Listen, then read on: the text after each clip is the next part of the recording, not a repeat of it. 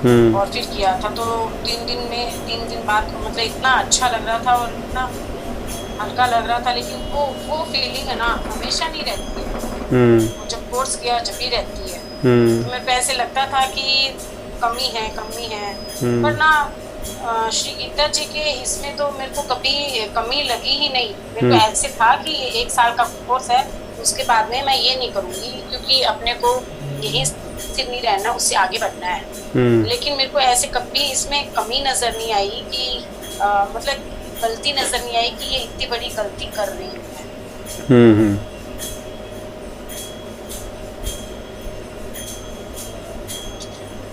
जो भी अपन साधना की जो रिस्पॉन्ड जब देखते हैं या उनका जो रिजल्ट देखते हैं तो डेफिनेटली सभी साधनाओं का रिजल्ट जो है वो कुछ अच्छा होता है।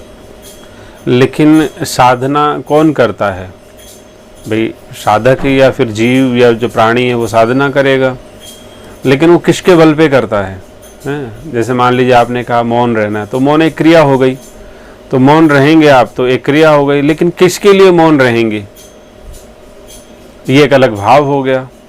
तो बिना भाव के जो क्रिया होती है तो क्रिया का परिणाम तो निकलता है, लेकिन भाव मिक्स्ड जो क्रिया होती है उसका परिणाम अद्भुत होता है और वो जीवन में स्थायी हो जाता है।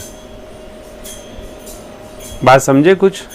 कि जब हम कोई क्रिया करते हैं तो जो भी क्रिया करते हैं तो उसका परिणाम शांति तो मिलती है, लेकिन वो जो जितनी शांति हम चाहते हैं या जिस तरह की शांति चाहते हैं उस तरह से वो नहीं मिल पाती है, क्योंकि उसमें भाव की कमी रहती है। क्योंकि वो प्रीत्यर्थ नहीं हो पाती है, वो तो स्वयं के लिए होती है प्राय। जैसे मान लीजिए मुझे शांति चाहिए, मुझे शांति चाहिए, है ना, मुझे वो आनंद चाहिए, मुझे वो आनंद चाहिए।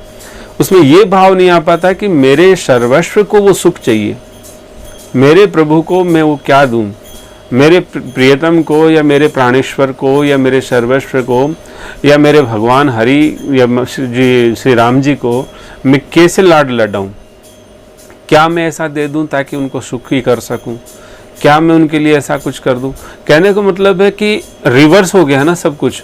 पहले था कि मुझे शांति मिलनी चाहिए, मुझे आनंद मिलना चाहिए, मुझे ये मिलना चाहिए, मुझे समस्याओं से छुटकारा चाहिए। यानी कि हम अपने लिए वो एक सेफेस्ट जोन ढूंढ रहे होते हैं, अपने लिए सेफेस्ट एक एटमॉस्फेयर क्रिएट कर रहे होते हैं। तो उसका डेफिनेटली फ़ायदा तो होता है जीव को, खुद को। लेकिन यदि हम अपना संबंध किसी से स्थापित करके एक ऐसी शक्ति के जो कि अनादि है, आदि है, सब कुछ है, सर्वस्व है, समर्थ है, सब चीज़ें वही हैं, तो उसी केंद्र से जब हम संबंधित हो जाएंगे, तो केंद्र से जब कनेक्टेड हो जाएंगे तो उसकी शक्ति का प्रवाह सदा बना रहेगा। और वो शक्ति का प्रवाह सदा बना रहेगा तो फिर कहने मतलब को कमी की बात ही नहीं रहेगी। और फिर हमारी बस जो सोच है उसमें भावनात्मक तब्दीली क्या आएगी कि अब नहीं, मुझे इनको सुखी करना है, मुझे इनको सुखी करना है। तो यही यदि सिद्धि है और यही यदि प्राप्ति है, सब जीवन का सार यही है, तो फिर कहने मतलब इसका अभ्यास आज से ही करना चाहिए हमको। भाई यदि आप मान लीजिए संबंध बन गया, आपका परमात्मा से अटूट संबंध बन गया, आप प्रेम चाहते हैं, प्रेम की प्राप्ति हो गई, तो प्रेम चाहोगे तो प्रेमियों का संग करोगे, प्रेमियों का बहुत संग मिला, प्रेम भी मिल गया। अब प्रेम मिलने के बाद में आप क्या करोगे? तो फिर समझ में आता है कि अब मैं सेवा करूँगी, हैं। अब वो सेवा क्यों करोगे? क्योंकि मेरे स्वामी को सुखी करने के लिए करूँगी या करूँगा।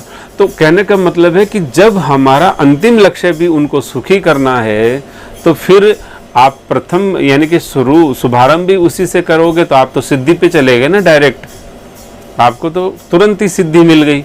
और यही सिद्धि, इसी के संबंध में श्रीमद् भगवद गीता संकेत कर रही है कि उसको, हे अर्जुन, तो उसको साधु ही समझ लेना, क्योंकि प्रीत्यर्थ कार्य वही करता है जो साधु होता है। जिसके जीवन में प्रीत्यर्थ ही सब कुछ होता है तो साधु ही होता है। अब धीरे धीरे आप जब अभ्यास करेंगे तो फिर आपको ये अभ्यास करने की जरूरत नहीं पड़ेगी कि मैं 1 महीने के लिए पेपर छोड़ के देखती हूँ, है ना। तो 1 महीने के लिए पेपर छोड़ के देखना, हो सकता है कि कई बार कि मन की स्थिति, खान पीन और वातावरण ऐसा हो कि हमको वो अच्छा नहीं लगे उस समय 1 महीने में, तो फिर सोचते हैं कि हमको तो उससे फ़ायदा भी नहीं हुआ, तो अभी स्टार्ट ही कर लो, कोई बात नहीं।